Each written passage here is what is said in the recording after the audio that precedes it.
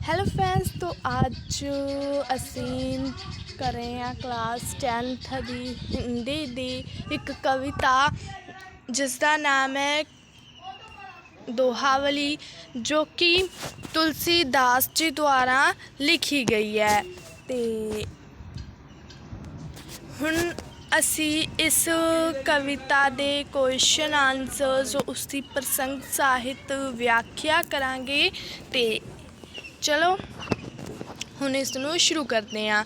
ਪਹਿਲਾਂ ਅਸੀਂ ਪੜ੍ਹਾਂਗੇ ਤੁਲਸੀਦਾਸ ਜੀ ਦੇ ਬਾਰੇ ਵਿੱਚ। ਅਤੇ ਤੁਲਸੀਦਾਸ ਜੀ ਦੇ ਬਾਰੇ ਵਿੱਚ ਇੱਥੇ ਕੀ ਲਿਖਿਆ ਹੋਇਆ ਹੈ ਕਿ ਜੋ तुलसीदास जी ਸੀਗੇ ਉਹ गोस्वामी तुलसीदास भक्ति काल के सिरमौर राम भगत कवि थे।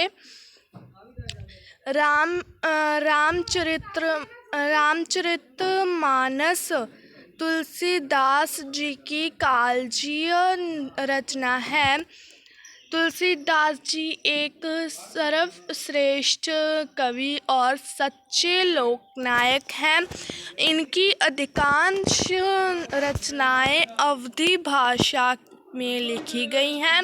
इस पाठ में राम भगत तुलसीदास द्वारा रचित कुल 10 दोहे संकलित हैं, जिनमें भगवान राम का महिमा गान किया गया है। तो चलो ਹੁਣ ਅਸੀਂ ਇਸ ਦੇ ਜੋ ਹੈ ਪ੍ਰਸੰਗ ਸਾਹਿਤ ਵਿਆਖਿਆ ਸ਼ੁਰੂ ਕਰਦੇ ਹਾਂ। ਅਤੇ ਸਭ ਤੋਂ ਪਹਿਲਾਂ ਇਸ ਦੀ ਪਹਿਲੀ ਅਸੀਂ ਪ੍ਰਸੰਗ ਸਾਹਿਤ ਵਿਆਖਿਆ ਕਰਦੇ ਹਾਂ। ਉਸ ਦੇ ਵਿੱਚ ਲਿਖਿਆ ਗਿਆ ਹੈ ਕਿ ਸ਼੍ਰੀ ਗੁਰੂ ਚਰਨ ਸਰੋਜ ਰਜ ਨਿਜ ਮਨ ਮੁਕੁਰ सुधारी बरनऊ रघुबर विमल जसु जो दाऊकु फलचार। ਤਾਂ ਮੈਂ ਤੁਹਾਨੂੰ ਇਸ ਦੇ ਲਿਖਣ ਦਾ ਮਤਲਬ ਕਿ ਆਸਾਨ ਤਰੀਕਾ ਦੱਸ ਦਿੰਦੀ ਹਾਂ। ਅਗਰ ਅਸੀਂ ਪ੍ਰਸੰਗ ਸਾਹਿਤ ਵਿਆਖਿਆ ਲਿਖਣੀ ਹੋਵੇ ਤਾਂ ਉਸ ਦੀਆਂ ਜੋ ਲਾਈਨਾਂ ਦਿੱਤੀਆਂ ਹੋਣ ਤਾਂ ਸਾਨੂੰ ਉਹ ਕਿਸ ਤਰ੍ਹਾਂ ਲਿਖਣੀਆਂ। ਆਪਾਂ ਸਭ ਤੋਂ ਪਹਿਲੇ ਲਿਖਾਂਗੇ ਉਰੇ ਸ਼੍ਰੀ ਗੁਰੂ, ਠੀਕ ਹੈ। ਫਿਰ ਉਸ ਦੇ ਵਿਚਾਲੇ ਡੈਸ਼ ਪਾਵਾਂਗੇ ਜਿੱਥੋਂ ਤੱਕ ਤੁਸੀਂ ਪਾਉਣੀਆਂ ਹੋਊਗਾ, ਹੈ ਨਾ। ਕਿ ਆਪਾਂ ਡੈਸ਼ ਥੋੜ੍ਹੀ ਡੈਸ਼ ਉਰੇ ਪਾ ਲਵਾਂਗੇ। ਉਸ ਤੋਂ ਬਾਅਦ ਆਪਾਂ ਇੱਥੇ ਲਿਖ ਲਾਂਗੇ ਫਲਚਾਰ,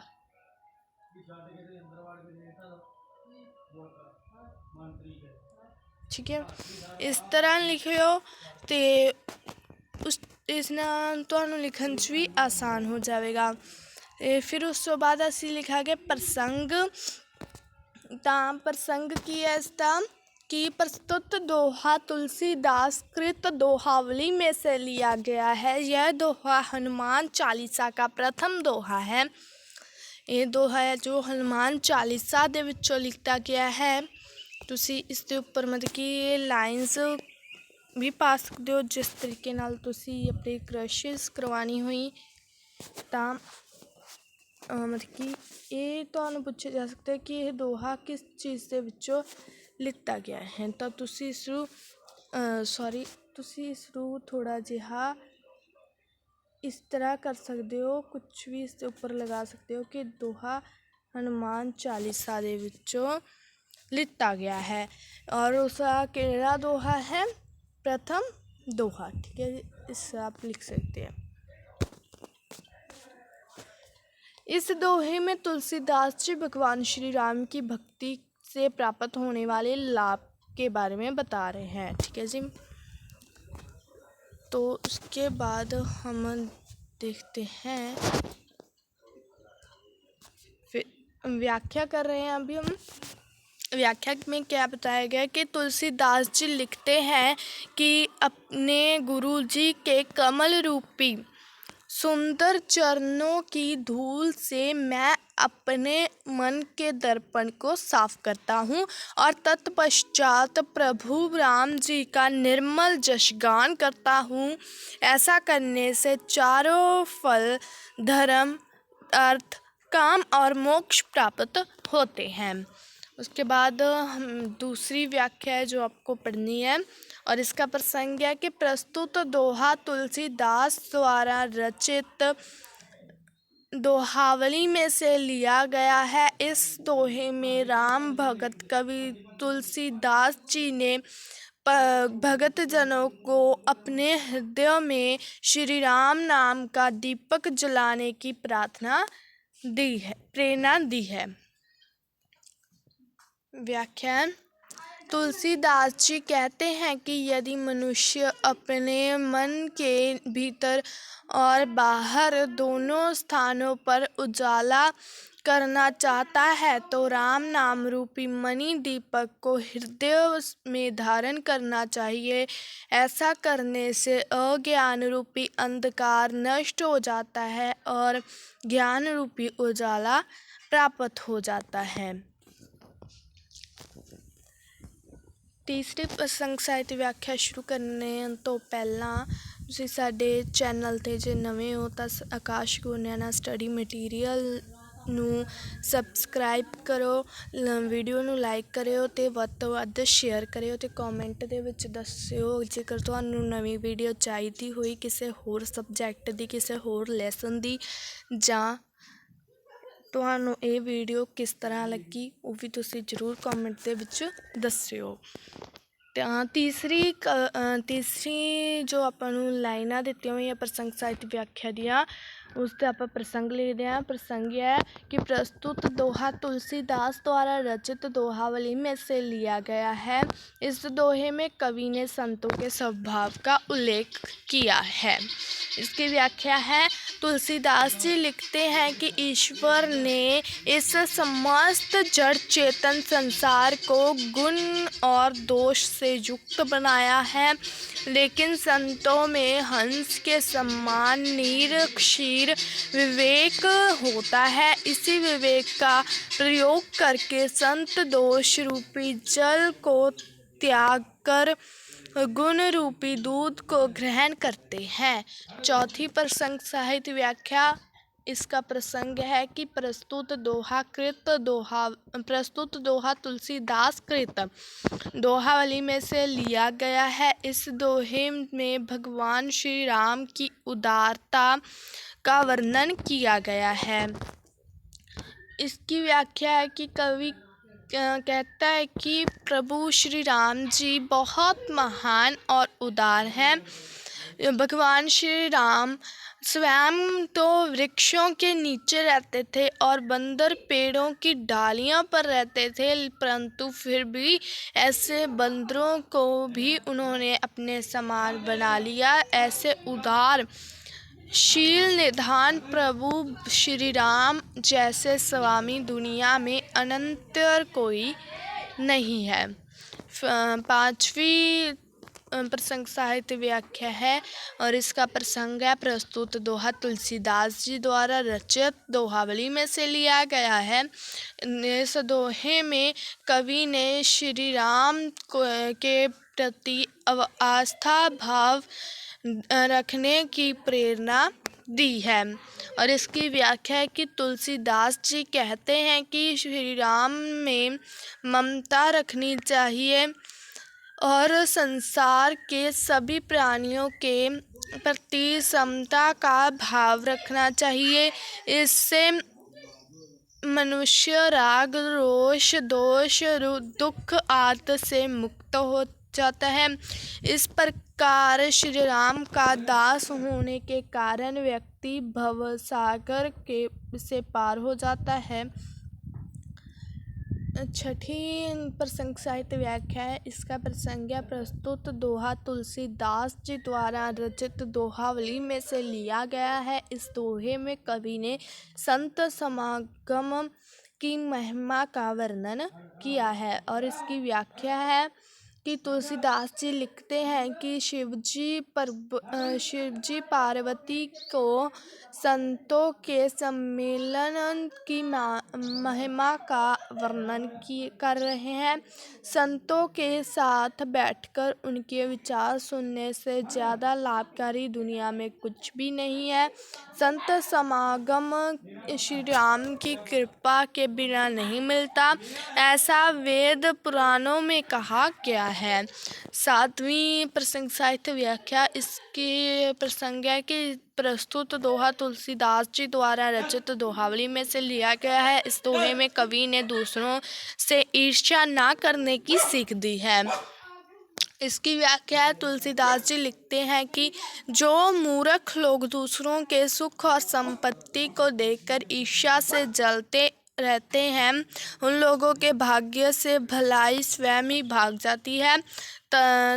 तात्पर्य यह है कि दूसरों की प्रगति को देखकर जलने वालों का कभी भी भला नहीं होता।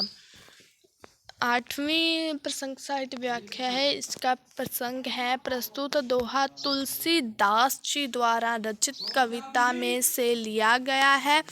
इस दोहे में कवि ने चापलूस सलाहकारों से घिरे हुए राजा की संभावित दुर्दशा का वर्णन किया है।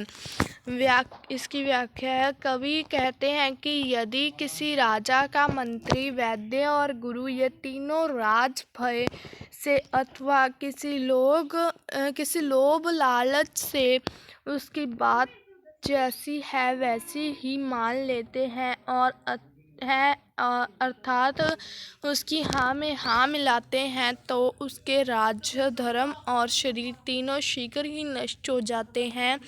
इसीलिए ऐसे चापलूस सलाहकारों से बचना चाहिए। 9वीं प्रसंग साहित्य व्याख्या है और इसका प्रसंग है कि प्रस्तुत दोहा तुलसीदास जी द्वारा रचित है। इस दोहे में कवि ने सच्चे और समर्पित भक्त की प्रशंसा की है।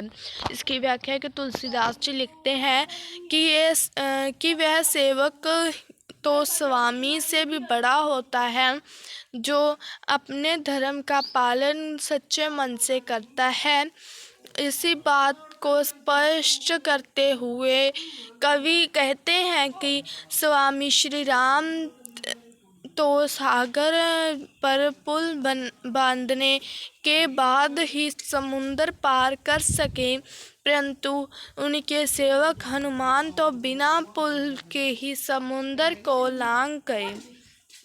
10वीं प्रसंग साहित्य व्याख्या है। इसका प्रसंग है, प्रस्तुत दोहा तुलसीदास द्वारा रचित दोहावली में से लिया गया है। इस दोहे में कवि ने भगवान श्री राम पर पूर्ण विश्वास रखते हुए भक्ति करने का संदेश दिया है। व्याख्या, तुलसीदास जी लिखते हैं कि सच्चा भक्त भगवान पर अटूट विश्वास रखता है। बिना भगवान पर विश्वास किए प्रभु कृपा प्राप्त करना संभव ही नहीं है। भगवान राम की कृपा के बिना स्वपन में चैन नहीं मिलता। इसीलिए प्रभु श्री राम पर अखंड विश्वास रखते हुए भक्ति करना ही सब प्रकार से लाभकारी होता है। भी निम्नलिखित प्रश्नों के उत्तर 1 या 2 पंक्तियों में दें। हम इसके प्रश्न उत्तर कर लेते हैं। तो चलिए हम इसके प्रश्न उत्तर कर लेते हैं। सबसे पहला प्रश्न है कि तुलसीदास जी के अनुसार भगवान राम जी के निर्मल यश का गान करने से कौन कौन से 4 फल प्राप्त होते हैं। इसका उत्तर है, भगवान राम जी के निर्मल मन का गान करने से धर्म, अर्थ, काम तथा मोक्ष 4 फल प्राप्त होते हैं। दूसरा प्रश्न है, मन के भीतर और बाहर उजाला करने के लिए तुलसी जी कौन सा दीपक हृदय में रखने की बात करते हैं। इसका उत्तर है, मन के भीतर और बाहर उजाला करने के लिए तुलसी राम नाम रूपी मणियों का दीपक हृदय में रखने की बात करते हैं। तीसरा क्वेश्चन है कि संत किसकी भांति नीर, क्षीर विवेक करते हैं? इसका उत्तर है कि संत हंस की भांति नीर क्षीर विवेक करते हैं। और इसके अगले क्वेश्चन है, चौथा क्वेश्चन है, तुलसीदास के अनुसार भवसागर को कैसे पार किया जा सकता है? इसका उत्तर है, भगवान राम जी से सच्चा प्रेम करके भव सागर को पार किया जा सकता है। पांचवा प्रश्न है, जो व्यक्ति दूसरों के सुख और समृद्धि को देखकर ईर्ष्या से जलता है, उसे भाग्य में क्या मिलता है?